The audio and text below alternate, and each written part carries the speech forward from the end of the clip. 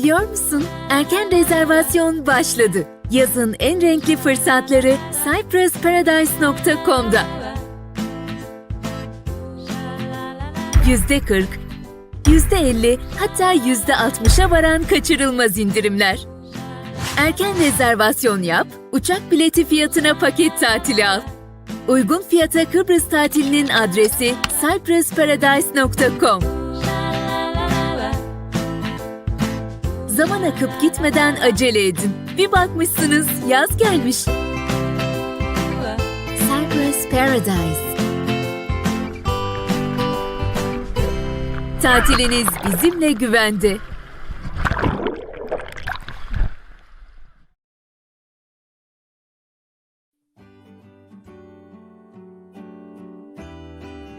Kalitenin, güvenin, hızlı teslimatın adresi Ancon Furniture. Ancon Furniture ailesi olarak yeni ürünler ile hizmete devam etmekteyiz. Yeni model koltuk takımlarımız, yatak mekanizmaları bir dokunuş ile açılıp bir dokunuş ile kapanabilmektedir. Bir dokunuş ile açtığımız yatak mekanizmasının yatak çarşafı kullanıma hazır, serili olarak içinden çıkmaktadır. Yıl sonuna kadar herhangi bir koltuk takımı alan her müşterimize akıllı sehpa hediyemizdir. En iyi ürün, en iyi fiyat. Sadece Ancon Furniture'da. Bize uğramadan karar vermeyin. En iyisini biz yapana kadar daha iyisi yok.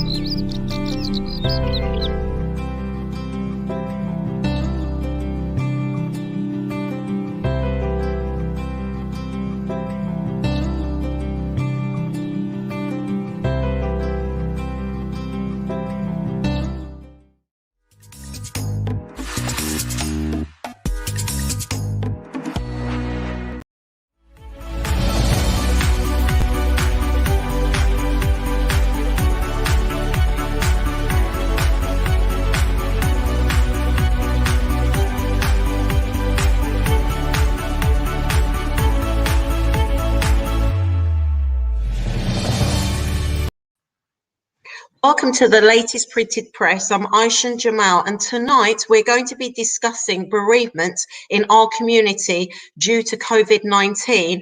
I have very special guests with me tonight. We have Huseyin Hoca, Cyprus Islamic Association.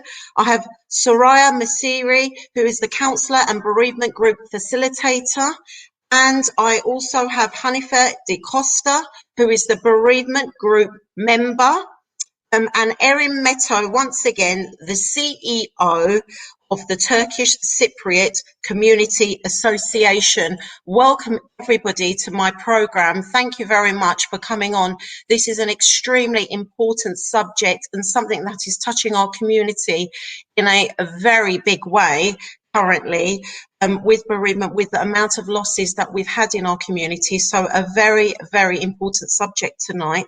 And what I'd like to do is, first of all, go around the table and introduce everybody, starting with Erim. If I know you've been on my program and you run these programs with me, but yes, if you could just introduce yourself to our audiences, please. Yeah, I'm the CEO of TCCA, Turkish Cypriot Community Association, but I'm also one of the key members of the Turkish Cypriot COVID-19 initiative, and as the representative of that organisation and that body, I'm here to kind of see what issues are out there and see how as a community we can come together to help alleviate the pain that's in our community at the moment.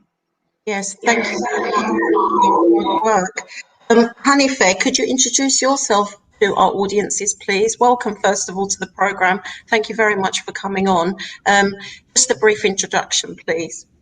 Hello, my name is Hanife DeCosta, and I live in Kent, and unfortunately I've lost two parents to COVID, so I've been invited to come along and obviously participate. So thank you for having me. Yeah, and thank you very much. I'm so sorry for your loss, and thank you for coming onto our programme and sharing you know, what you've been through in the last couple of months with our audiences, you know, is very much appreciated. Thank you very much. Soraya, if you could tell us a little bit about yourself for our audiences, please. Oh. And I live in South London. I've been a psychotherapist for the last 15 years, and very recently Erim and Huseyin Hoca asked me to participate in the WhatsApp bereavement group. Yes, thank you, Soraya. We just cut off very briefly at the beginning of your introduction, but I mean, it's an absolute honour to have you on my programme tonight, and the work that you're doing is so needed in our community. It's amazing, and hopefully tonight we'll be able to reach out to a lot of our community that need bereavement counselling. So thank you very much. Huseyin Hoca, again, somebody that's very well known in our community, but if you could just briefly, just for tonight's audiences, introduce yourself. Hi, yeah, for those who don't know me, I'm Huseyin Hashim, and I'm the founder of Cyprus Islamic Association and also the Al Hashim Trust, which is one of the largest overseas Turkish Cypriot charity organisation, reaching out to people in the UK and far beyond. I'm also a spiritual advisor and religious advisor at Shakwale Mosque, which is known as Ramadan Mosque, and we've been involved with families since March 2020 who have lost, unfortunately, loved ones to COVID, and we're here to support them and give them some counselling. Yes, and I think what you're doing, like I said, is amazing, Huseyin Hoca. Honestly, you know, you're involved in every part of the initiatives of COVID-19. So once again, I'd like to give you personal thank you for all the work that you do for us. Tonight's program, like I said, is a very important subject. So please, audiences, if you have any questions for our panel, please feel free to comment in the inbox. I'm going to start with Hanife now.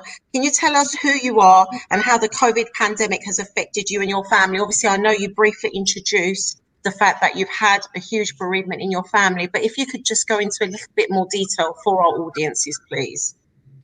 Yeah, so my parents, Orhan Misiri and Hanife Misiri, they originated from North Cyprus in Kaledburnu.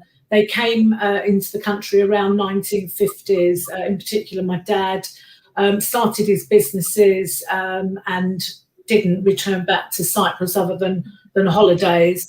Unfortunately, as stated, last April, he was diagnosed with what we thought was a urine infection at the time, but little did we know he actually had bowel cancer as well, which he didn't know about.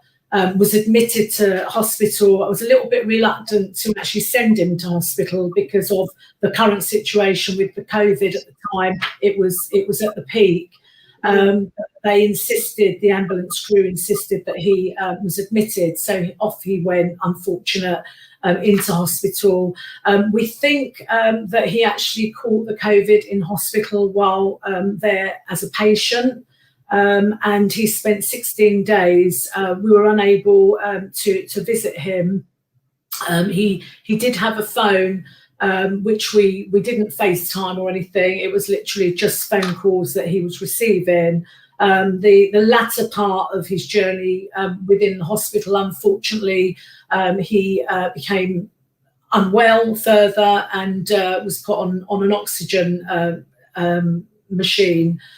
And it was just sad, really, because my mum, who was living with me at the time, and myself, my brother, my sister, we just wanted to be at his bedside to care. He's never ever experienced going into hospital, so it was really tragic that we just couldn't be there as a family to support him. I recall calling him, and he actually said that he had run out of water in his jug and that he was really thirsty during the night. And I had to call the ward and, to ensure that this doesn't happen again. So just kind of the normal human needs to a certain extent, where the NHS was so overstretched that there was a there was this lack of care to a certain extent. I know that they've done their utmost to care for my dad, and I'm very grateful.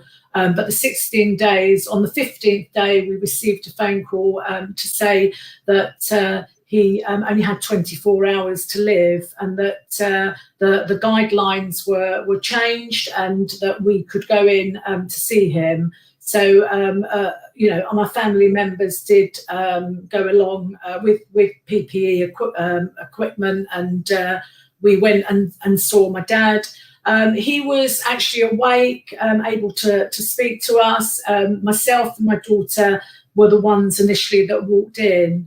And the first thing he said is, "Am I dying? Why have you come to see me?" And I said, "No, we've just come to see you, Dad." And I went to go over to reach for his hand. And he said, "Don't come near me because you're going to get it as well," which was heartbreaking for me because he's my dad. And of course, I didn't listen. I just went over and held his hand, stroked his face. And then, you know, my uncle Djemal came along with my sister and my brother and sister-in-law and my brother-in-law. So it was really nice that he was. We were able to obviously spend some time with him. He spoke about his funeral plans. He wanted to go to Cyprus. He wanted to be buried at the side of his dad. I kind of went on to say that at the moment it's difficult, but we'll do our utmost to obviously fulfill his wish. And he went on to say, well, whatever's quicker.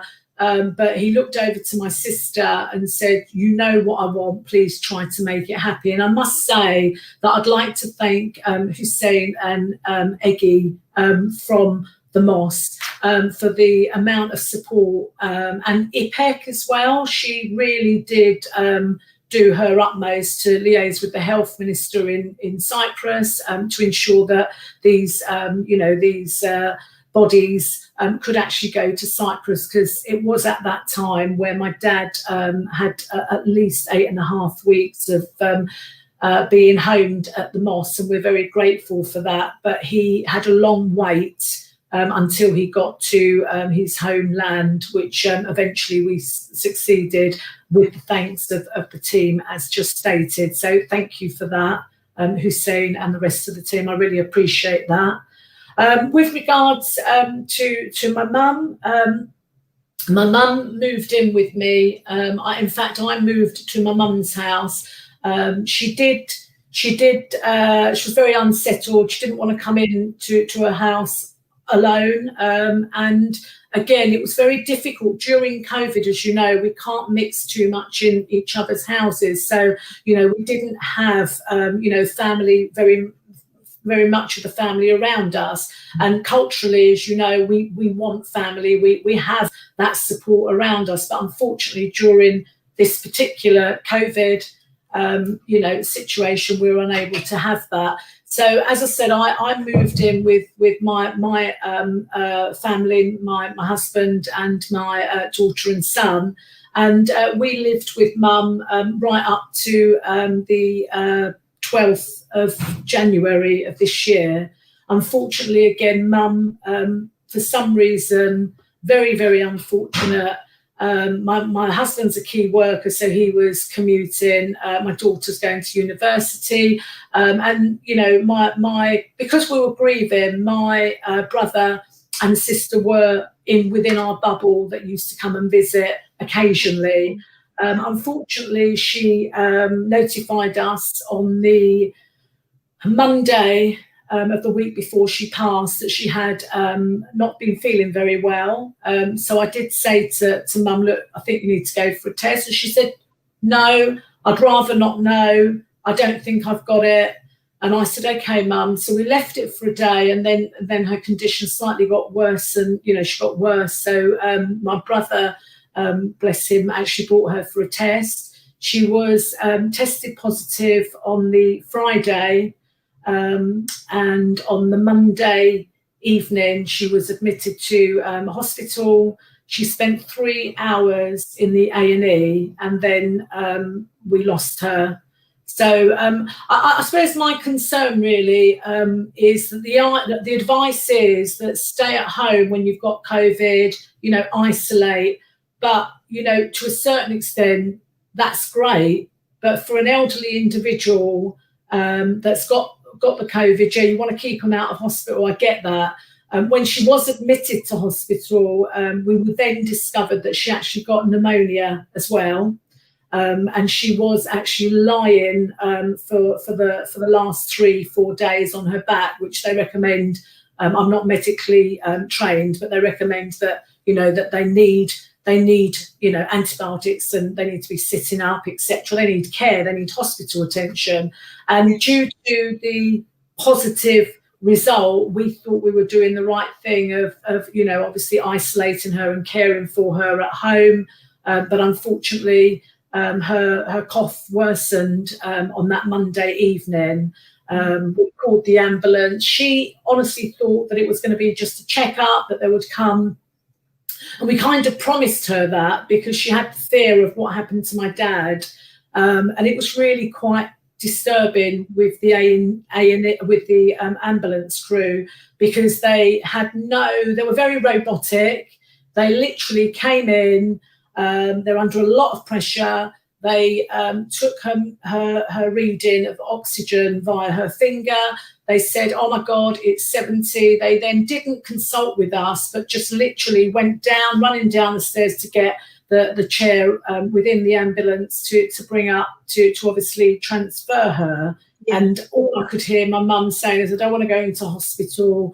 They killed my husband," which is not the case. When you get COVID, and a lot of people out there may think it's just, especially back in April when it happened to my dad, a lot of people didn't believe of this virus. Now, if I asked individuals, who do you know that's called that COVID, they could probably tell you at least 2 to 3 people within the community that they know have got COVID and have recovered, or unfortunately has passed. But as I say, back in April, it wasn't known that a lot of people didn't believe it.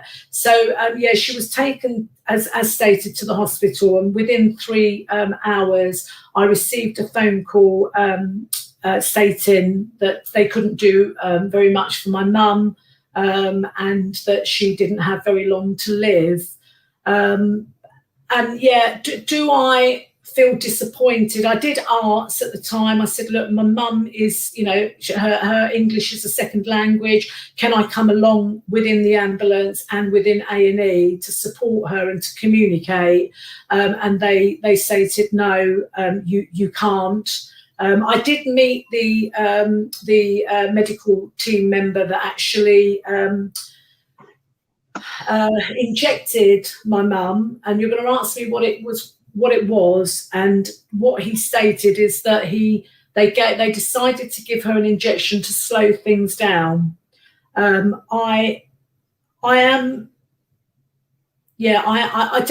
not quite understanding that element of it. They just kept saying to me she looked very, very much in pain and very much scared and afraid.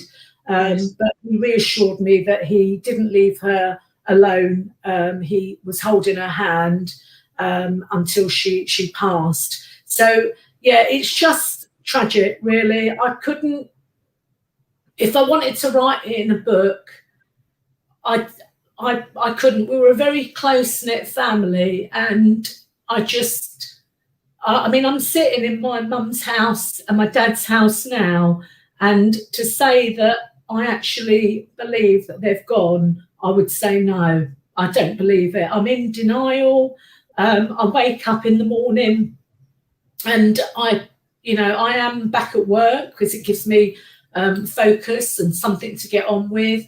My family, meaning my brother and my sister is based in London, so my brother is down here, and we do obviously speak on the phone and we're in touch. But I do feel very lonely, and I believe that I'm sure a lot of community members out there that have lost loved ones feel very much the same.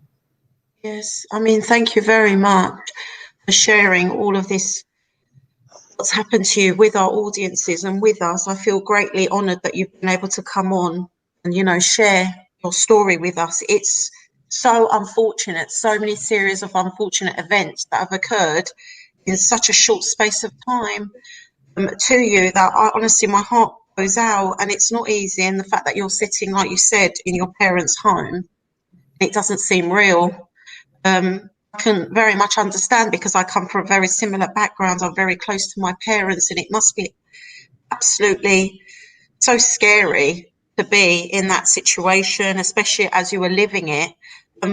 Of course, we have to put our trust in the NHS, and I'm very grateful for everything that they've done. But I think the amount of deaths that have occurred, it's obviously a lot of pressure for everybody, and it's just tragic, really. And we need to understand it, and you need to speak to somebody about this and, you know, get clarity and answers for why this has happened, because it's completely, you know, out of the ordinary, isn't it? And I really, like I said, I'm so grateful that you've come on and shared this story, because Hanife, there is a lot of people out there that have shared the same story as you, unfortunately. Now, obviously, I'm going to go on now to the experts and get their opinions on it, but I just felt like I wanted to say a few words, because, you know, what you've told me has really moved me, and I'm very honoured, like I said, that you've come on and shared this story with us. So thank you very much. Huseyin Hoca, moving on from what Hanife has said, I mean, clearly we can see how COVID has affected the way we grieve, and what support is there for those that are left behind. And we've got lots of comments coming in as well, but I wanted you to just directly start to answer this, and then we're going to move on to Soraya as well, and Erim, about this. But if you could start to answer the questions, I'm going to start looking through some of the questions from our audiences. I just want to say thank you to Eurogench for bringing this this panel together this evening. Sorry, Hanife, that really upset me to hear those, to hear that all over again. And we've seen this over and over again. Just before we joined the show this evening, someone that we buried recently, they've just lost their mother. I know there's people who are watching here who've lost multiple family members, and it's very difficult. One of the things that we are, we might be thousands of miles away from our motherland, Cyprus, but we are a deeply cultured society and community. And in any other times, when we lose loved ones, and everyone can relate to this, the houses would be full of people coming to give support. Now that's not happened, and that's not happening.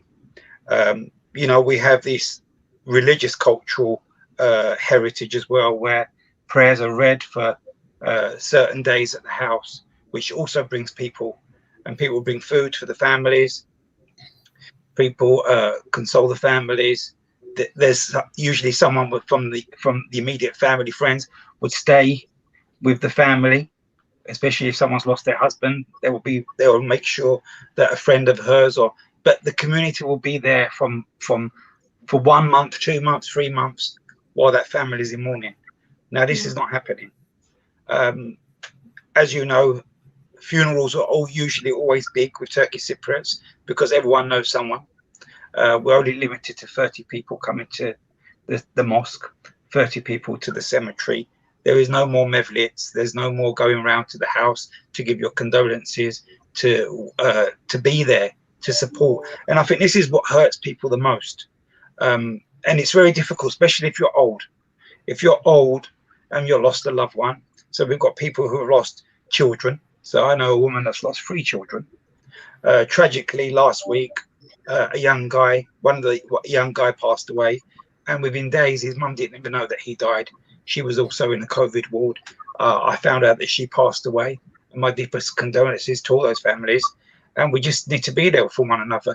And thank God we've got these kind of channels, and we have social media, and we've got these kind of smart TVs where you can actually have like live chats with your family members. Or I think the actual situation, the mental health situation, would be dire. It would be really, really bad. So we're blessed to have these kind of gadgets that we can use. But for the very old members of our society, they are really being affected by this because they're sitting and mourning on their own. Yes, and we need to reach out to them for sure. I feel like my programs have become a calling. It's not just a duty for me to do these programs. I actually feel like it's a calling, honestly, now, because it's so important. We've got lots of comments. I'm going to go through a few, and then the next person up is Erim. Yusuf has put prayer hands. Michaela's put well done to all on the panel tonight. Much love and respect. A very important program. So many aspects around bereavement and lack of emotional availability due to COVID and restrictions. So we're going to cover some of that in a moment. Kaz, who has also lost her mother and grandmother very tragically to this horrible disease. Sorry, guys, I would have done live with you. Sadly, things are still a little raw right now, she's written. Most of you know my story with Mum and Nene, and I want to thank TCCA for their continued support and Huseyin Hoca for being such a great friend to us. So again, no, we definitely can't have the mevlits like we would do normally, but I think, you know, help and support is out there and people are very thankful. Bayram has put Huseyin, Hashim, Baikay, Mustafa, Hoca bir numara. Yusuf has put Kaz, our thoughts and prayers are with you. Erim, Metto, big boss forever. Like I said, all very, very supportive comments. Kaz, yes, Sonai's put so very sad. Başını sağ olsun. I think that's for you, Hanife.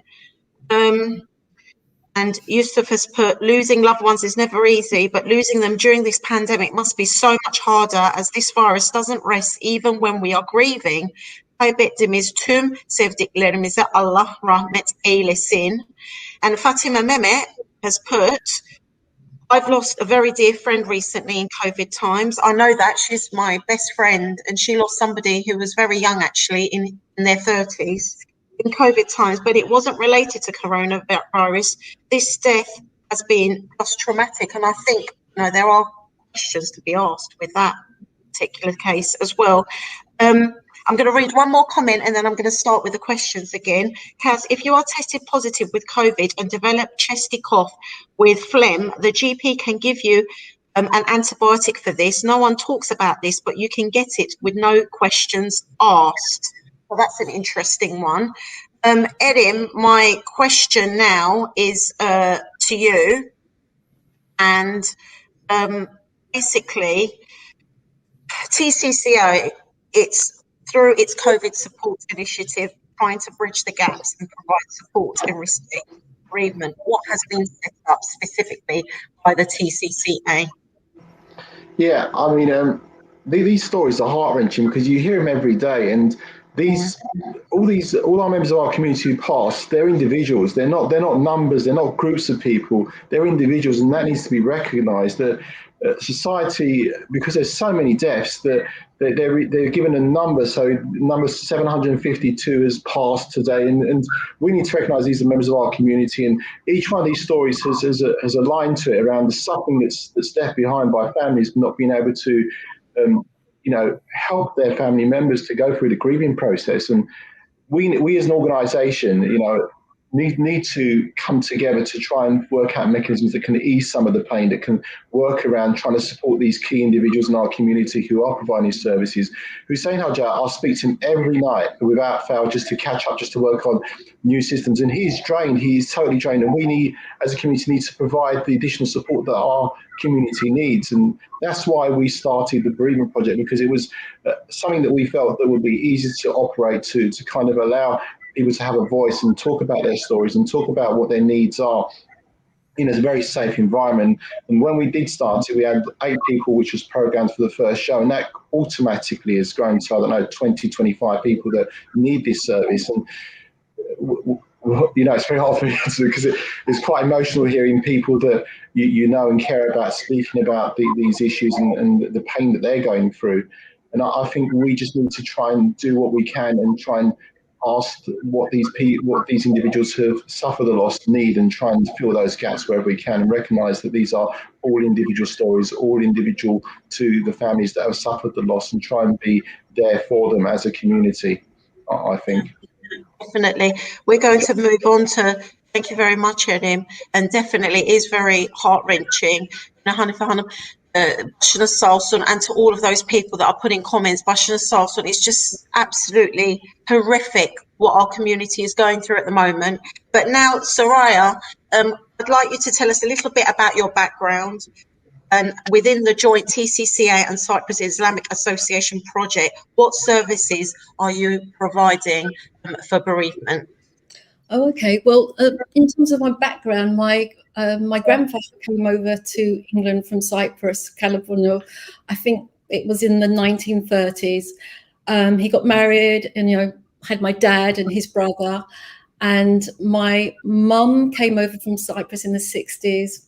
They met, married, and then had children. And I'm second generation Turkish Cypriot. So I've lived in South London all my life. I've worked in South London all my life. I initially started working for local authority, and while I was kind of working there, I had this interest in, I suppose you could say it was in people. I had an affinity, if you want, to be with people, to understand people. And so I went and trained and studied as a psychotherapist at the Centre of Counselling and Psychotherapy in London. And I was kind of training while I was working. So after 4 years, I qualified. And from then, I have basically not set up a private practice, but have seen clients and people as a new career. But it's more than a career. It's kind of a way of life. And so it's meant a lot to me, and especially now, with this COVID, and a lot of what's been said by everybody on the panel here. As a community, we do grieve in a very specific way. Our culture is that we come together, we share food, we weep together, we cry at the cemetery together, we hold each other, we literally listen to people, and we allow people to cry, and we experience that in normal times. But what's happened now is we've been denied the access. We haven't been allowed to go to people's homes, and I think that it has caused a tremendous amount of problems for people, and heartache and heartbreak. And I think, I think, Erim, you said about, we have mevlits, and for me, it's really important that those mevlits happen in the future. We somehow recognise our loved ones that have passed, that they're not just a number in a bulk number, and that they are individuals, and that they are our mums, our dads, our brothers, our sisters, uncles, aunts, and friends. My cousin lost her mum recently to COVID. She went in without having COVID, and then got it while in hospital. And I remember 2 or 3 days prior to her mother dying, she was talking to me, and she said, "Soraya, all I want to do is go and be with my mum. I want to bring her home, and I want to look after her in the way that you looked after your mum when she was dying of cancer." Yeah. And she wanted to be there. She wanted to hold her hand, and that didn't happen. And I think when you're grieving, generally, grief is a big thing. It's something that's individual. It takes us in different ways. I think to have on top of that denial of being able to bury your loved ones in the way you want to bury them, and to be with your family, it just compounds that grief even more. Yes, definitely. We've got some more. Hanife, I'm going to come back to you in a moment and have your perspective of what you think we should do to help grieving process. But before I do that, I want to just, there's been lots of comments coming through to the programs. I'm just going through them now. The next one is Bevsy has put, NHS staff are under incredible pressure, and we have the best National Health Service in the world. These stories are very tragic. The government has a lot to answer to. So really, yes, I suppose that will be one of the things to help people move along is, if you have questions about things to, you know, maybe get them answered. But obviously, you know, people are grieving. Lots of hearts from Sheniz, Hassan, Yusuf, Fulia, who often comes to my program, has said, thank you for sharing your experience at this difficult time. Sending you much love and prayers for you and your family. Ertanç Bey has put, hi all. I am speaking at a webinar event on the global perspective of dealing with grief. I don't know how I will do that. So he's, you know, going to be involved in that. Yusuf has said, and may Allah make it easy for Huseyin Hoca, who is experiencing this every single day, over and over again on the front line. Our du'as are with you too. I mean, a very valid point. You know, the fact that, you know, Huseyin Hoca is a human being as well. I know we rely on him immensely and he's divine to us, but he is also made of flesh and bones, and it's not easy, is it, to deal with this every single day. And, you know, our community is forever grateful. Yusuf has put, and may Allah make it easy for Huseyin Hoca. All right, I've read that, sorry. Michaela's put, mental health is imperative right now. We need to address mental health now. I'm going to stop there and ask my next question to Hanife. I mean, you know, you can see there's immense support out there, but a lot of people are feeling like you know, they feel like there's questions that haven't been answered. You know, they're very confused and frustrated by what's happened. What else do you think people can do to help those who have suffered a loss? In your opinion, somebody who's directly suffered 2 huge losses in such a short space of time? I think, as Huseyin commented, obviously we've got technology, so, you know, just picking up the phone or arranging for a FaceTime is you know, we're really grateful for that, because, you know, it is a very lonely time. With regards to mental health and well-being and the counselling side, we were put in contact with someone back in April, and we're still on that waiting list for counselling sessions. So you will find, and I called them to state that obviously my father's now passed, and, you know, you promised it would have been around 4-month period. I've now got my mum that's passed, and they just said that, you know, the actual waiting list is huge. So I mean I did see what you've posted with regards to the bereavement counselling session, and I did reach out to Huseyin to obviously say that I'm potentially interested in that. What I would say and make a recommendation, I don't know how viable this is, but, you know, individuals in my particular family, so for instance my brother, that I can think of, he wouldn't feel comfortable having a group counselling session, but is willing and waiting for, you know, one-to-one sessions.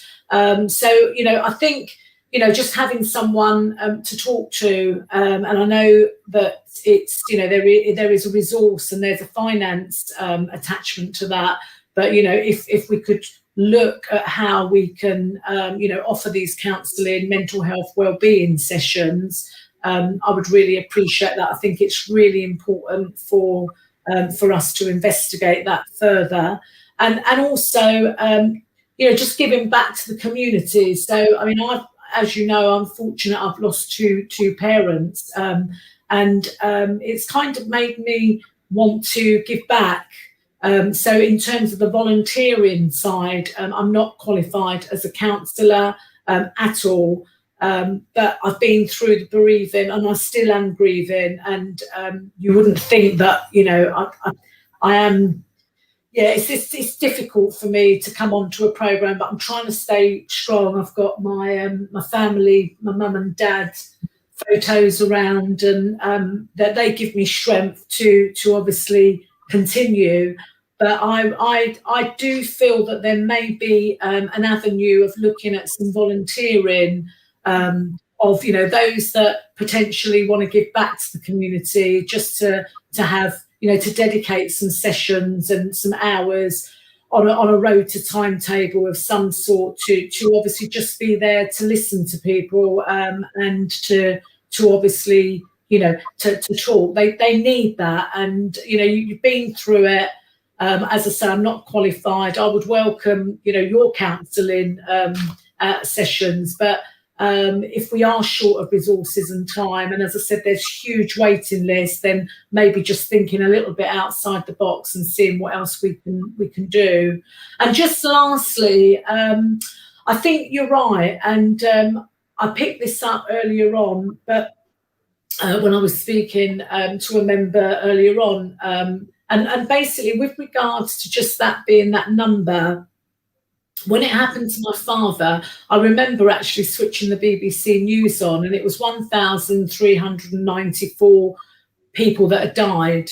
And I remember looking at my mum and I said, he's not just that number, you know, we need to recognise him. So at the time, I thought that, you know, come this April, that we would have a 1-year celebration of his life and invite family and friends, which clearly is not going to happen.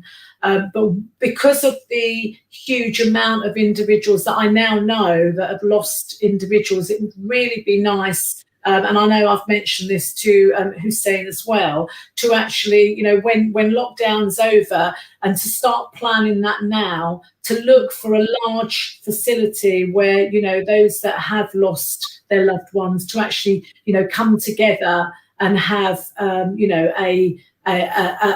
an event to recognise and to remember these individuals, because you're right, they're not just a number. And, you know, I do feel heartbroken when I hear, oh, it's another COVID case. Well, it is another COVID case, but it's my mum and dad. And, you know, I just feel that we should, moving forward, plan a big event. And I know that Huseyin and others have got some plans already in place. Yes, all of these points, very valid and brilliant ideas. Thank you very much. Certainly, that last one sort of links in with a question that I'm going to be asking Huseyin Hoca, and I think it's a very good idea, and it's great. I know you're not qualified as a bereavement counsellor, but there's nothing like self-experience with these things. And you know, you said there is no right. I really agree with also the other point that you made, you know, when you said that there is no right or wrong way of grieving. Sometimes you can be crying, and sometimes you can show your strength by coming onto a program and talking about it with your parents' photos in the background. I think they're very proud of you at this point, to be honest with you. We're very honoured, like I said, that you've been able to do this.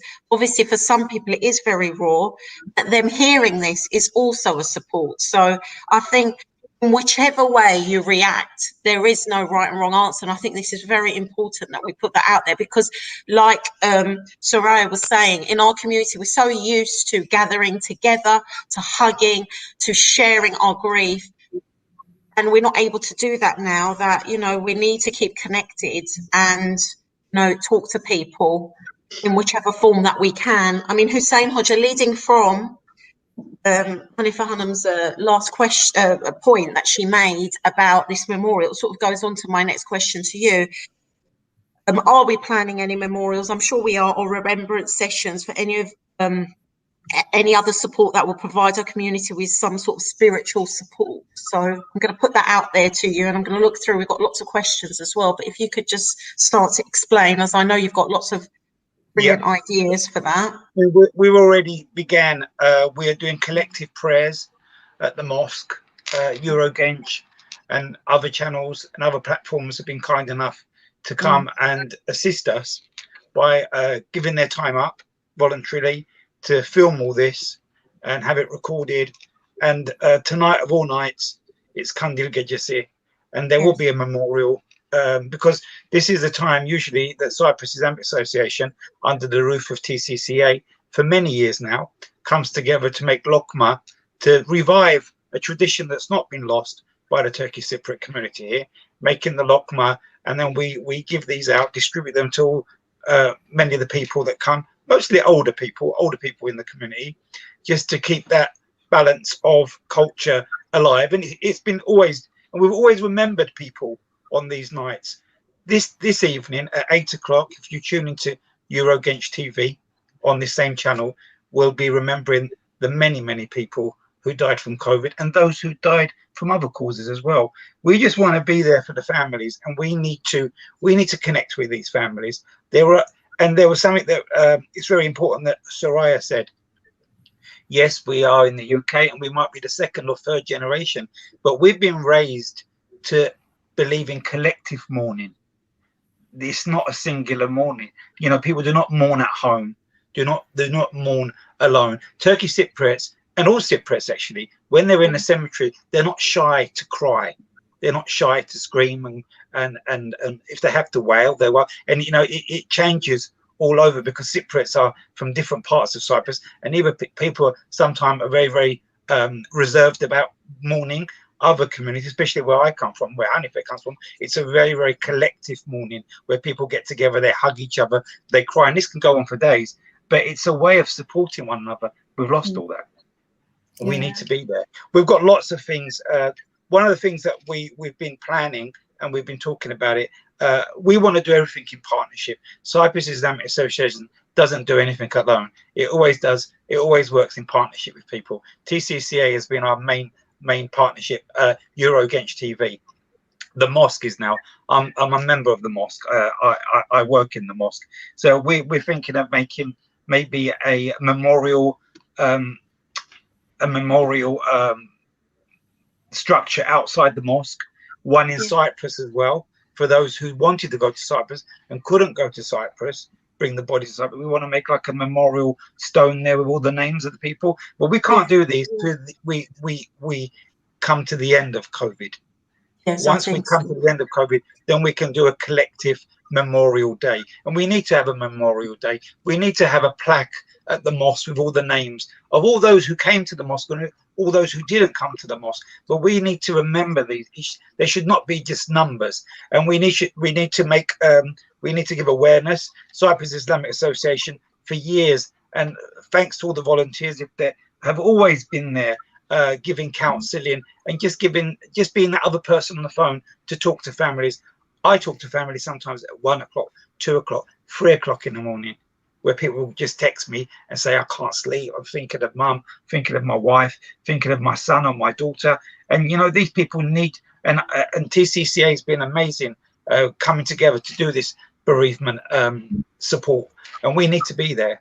And thank you, Soraya, and thank you, Hanife, and Kaz, and all the other people, and all the people that have lost loved ones who are actually reaching out to us and finding and be able to share, because, you know, it's really hard to share your grief, and we need to share our grief.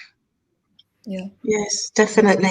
Eritanch Bey has put, he was saying that he was going to be part of a webinar, that without breaking down, he feels that he doesn't know how he's going to do it. I lost my sister to COVID 3 months ago, but I think we must talk about our griefs, which is the point that Huseyin Hoca has made. So true, Erim. Each number, this is Yusuf, of deaths that we see on the news represents a human being, a soul with family and friends that are grieving for them. And I think all the ideas that you have for the mosque and for Cyprus, they're brilliant. You know, we do need to have some sort of a wall or some sort of monument where we can, write the names and information about all of these loved ones. And I really like the idea of having a day as well, where we can, as a community, celebrate all of these people, and we can do things, events and things, and remember them, because they are all very important to us, of course. But I agree, our government does have a lot to answer to. If schools didn't open so quickly, and such things as the 50% discount at restaurants in the summer, then might not have been in this position. I really hope our government takes this into consideration when making an announcement on Monday. Vaccines will take time as well, and we don't know the long-term effects yet. In my opinion, schools should stay shut and remain online, seeing as GCSEs and A-level exams have been cancelled. We need a lot to answer to.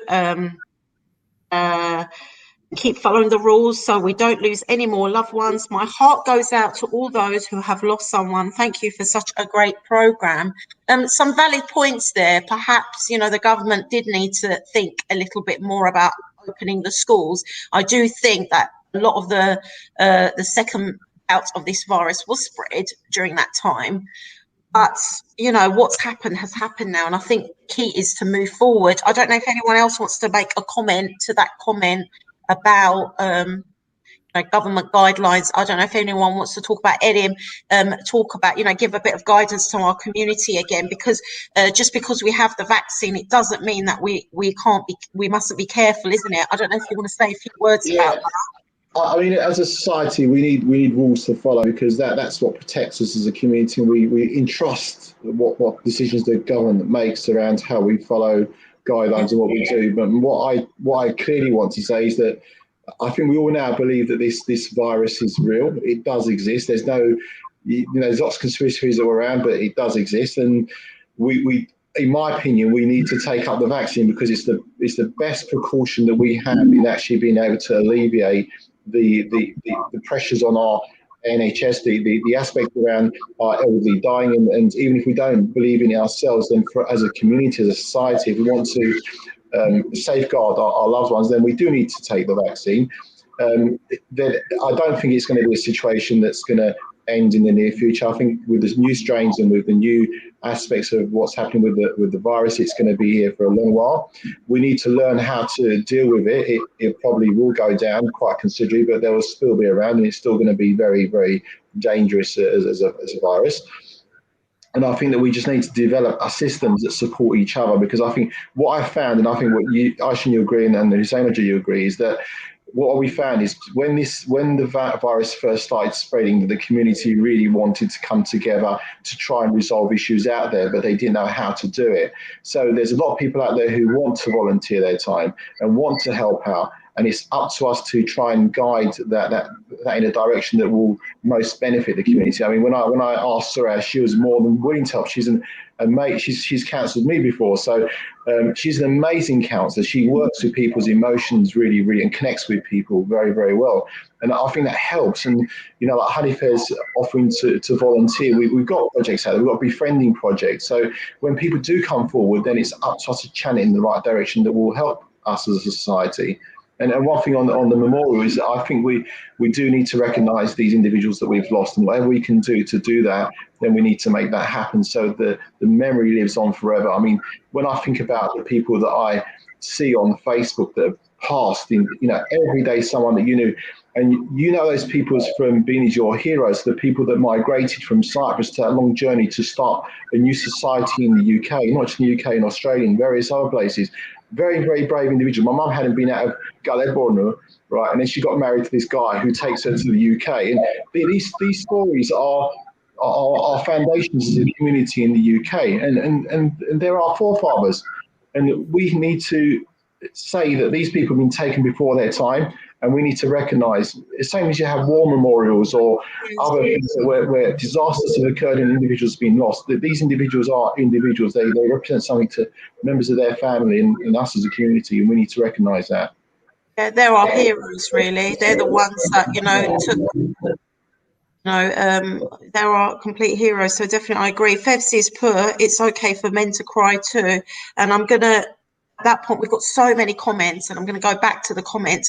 I really want Soraya to sort of tell us what's important in moving forward now.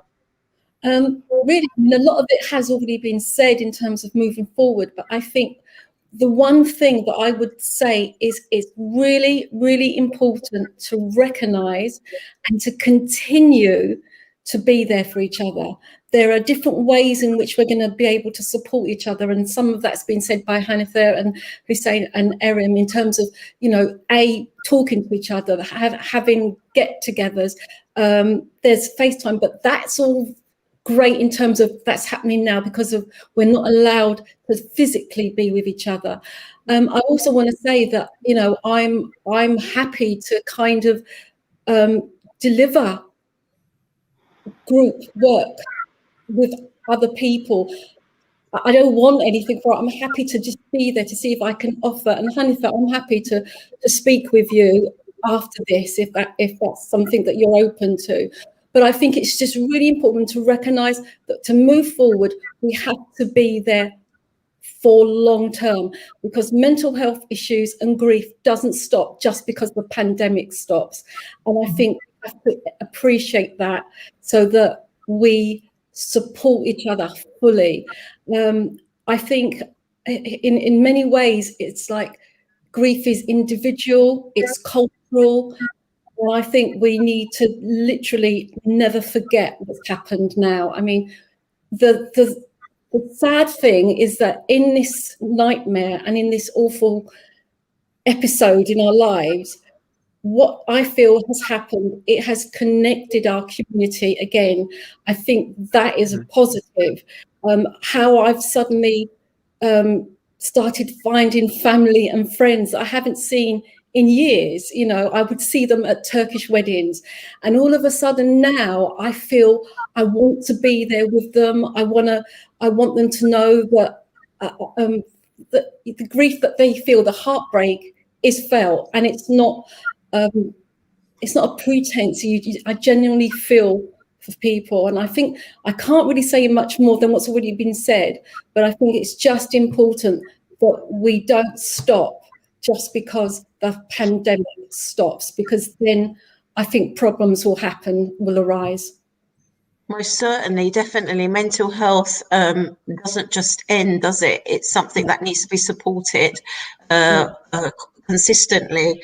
And thank you very much for all the volunteering that you're doing. I think our community really, really needs it, and it's so much appreciated. So that offer is out there.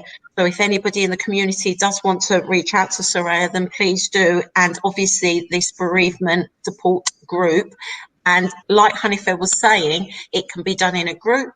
Obviously, I'm sure we will find ways of doing it for individuals. But I must admit, having been part of a bereavement group in the past, sitting in a group and actually talking to other people who've had a similar experience to yourself is also very helpful. Yeah. So that's something to consider because of our background and how we are as a community. And like we've mentioned before, you know, we like to grieve together rather than alone. I think most certainly it is very good and highly recommended that you do speak to at least somebody about your bereavement. I've got lots of comments. I'm just going to, with everybody's permission, just go through some of them now because we've got a huge amount. Emine Osman has put a heart, Yusuf has put a heart, Sultan has put a heart, Fatima Mehmet, Susanna, Bayram. Suzanne has put, my mum died on the 25th of February, name Zühre Salih Famagusta. Solsun. Fevzi has put, hopefully the government will set aside a memorial bank holiday that allows all communities to remember loved ones. I'm sure that will happen. And we must push for it. Bayram has put, know your roots, protect your roots. So obviously that's to do with the fact that we are Turkish Cypriot. And I think more so than any time, we are pulling together as a community. Bulia has put, Erim Metto, well said, great panel and such a difficult subject to discuss. Support is absolutely essential, with or without the impact of COVID. Back to your point, Soraya, that, you know, this doesn't just end with COVID, that we have to, you know, be aware of this and actually, you know, carry on. We've got another, I think that's it. No, that's a repeat. God, we've had so many comments. Now, my next question is actually to Erim now. Taking on board everything that's been said, how would you see the charity sector working in order that the support need is put into place, Erim? I think it's important for us to listen to what's needed, not to make assumptions around what's needed. I think a lot of things that are coming out from what's been said today is that the support that's needed is going to be for a long period of time. It might change its dimension, and what Soraya quite clearly said, I think is true, is that we need to be aware that there's going to be lots of mental health issues in the future, you know, especially with our young. The bereavement aspect is also a mental health issue, and that will change its dimensions as time goes on. There's the aspect of all the loss of work and the way that we're restructuring our society. And as human species, we are one that needs to be close to our fellow human beings and that's been denied us, and it's so difficult. You know, we managed for a while, but it's been extended and extended and extended, and we're suffering, especially Turkish Cypriots who are very close as a community. They're huggers, they're kissers, they're people that like to show their emotions, they're very close to their family and kin, and it's very difficult. And when I, you know, Hanife, you know, I remember watching those images that appeared in all the newspapers and of you and your mum hugging, you know, that's heart-wrenching. And as a community, all this grieving process has been denied us. So and that's core to us. That's core to us around how we support each other and how we get over things and how we move forward, but remembering the individuals in our community. One thing that we've started to do, and a lot of these ideas come from the base of people telling us that's what they want, is that we've now started to dedicate our weekly food runs to the deceased that have happened because of COVID. And that means that we're acknowledging that those individuals existed and they passed away and they had a life. We're acknowledging that by finding out what their favourite sweet was, and then that goes in the food packages that we serve the elderly every week, and it's access. We have members of our community who are buying into the various elements that we want, and they just want some structure. And I think the most beautiful thing that's happening at the moment in this horrid time is that the community has really galvanised and come together more so than any time that I remember. And you're finding that far more people are buying into the aspect of what community means and trying to say, okay, I'm here. I want to use what skills I have. It doesn't matter how little or how much, but I want to use those skills to make sure that someone else's suffering is alleviated.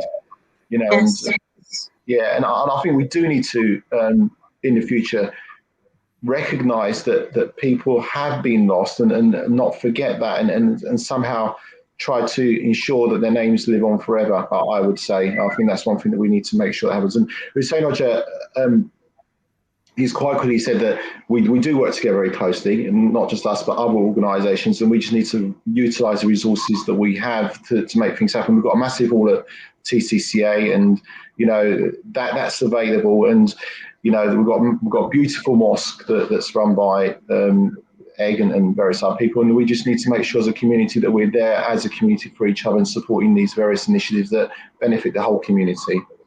Yes, definitely. Thank you very much, Erim, for everything that the TCCA are doing. I love that idea about the sweet and the food that each person would like to eat. That's a really lovely touch, actually. You know, it sort of celebrates that person, doesn't it? Yeah. We're coming to the end of our program now, so I'm going to go around the panel, and if you have any last words, any messages to our audiences, any information about the bereavement group, please feel free to share. So Huseyin Hoca, what would you like to say finally?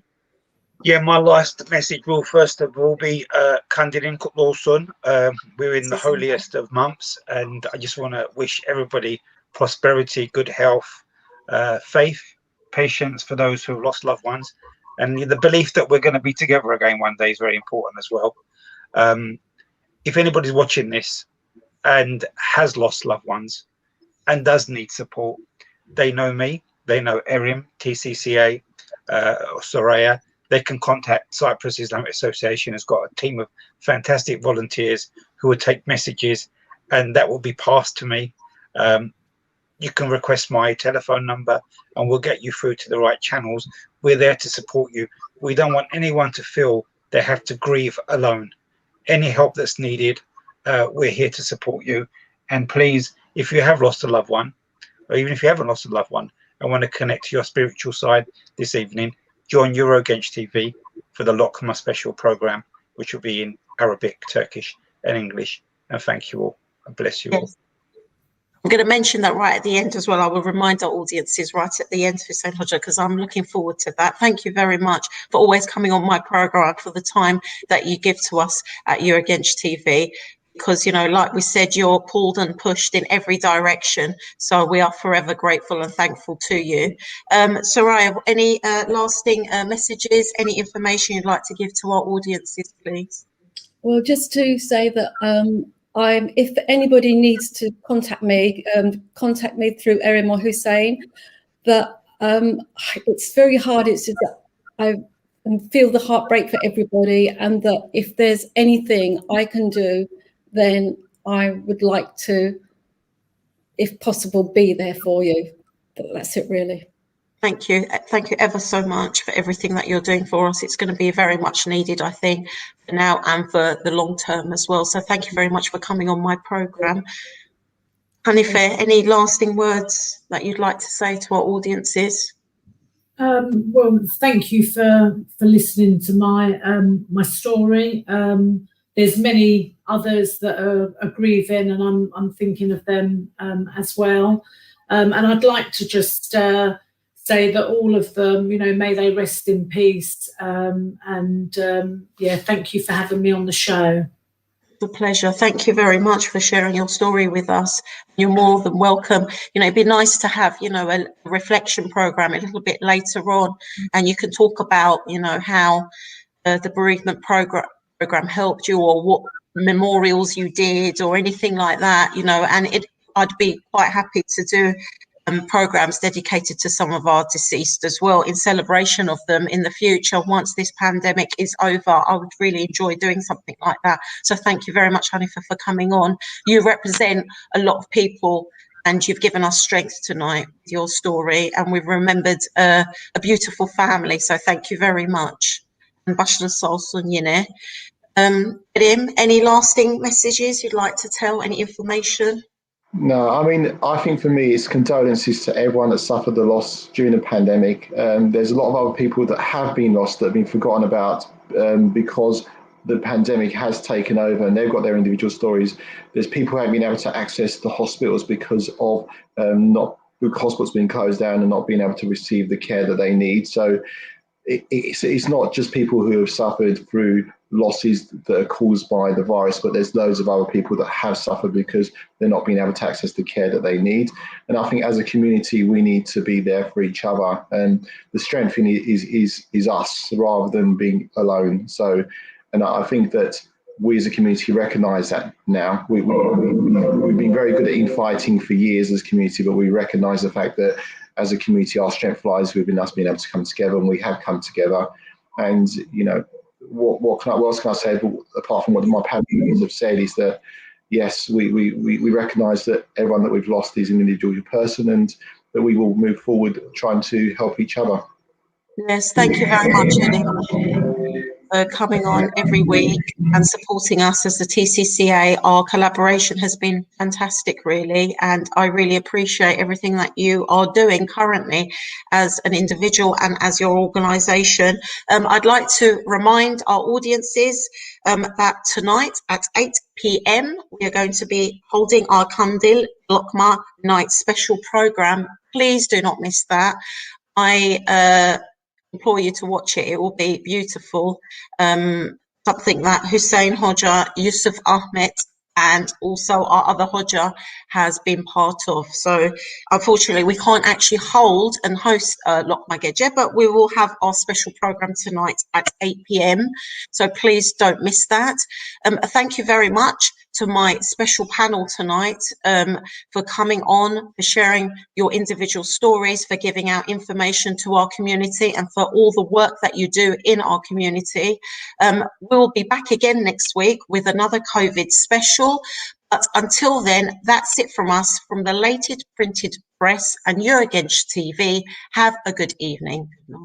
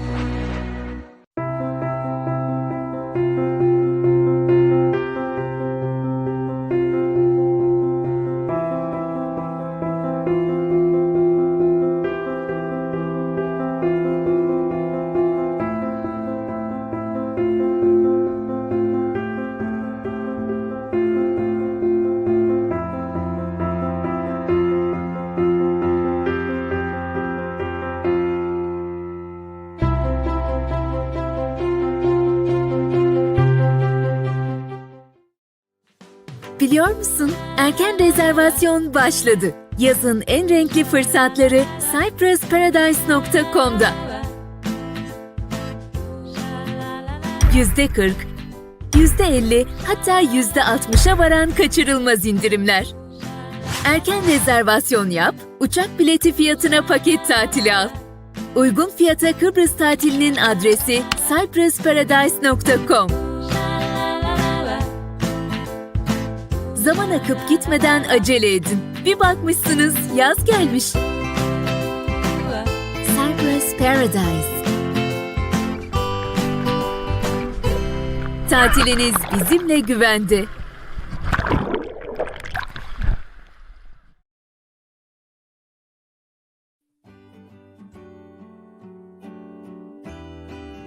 Kalitenin, güvenin, hızlı teslimatın adresi Ancon Furniture.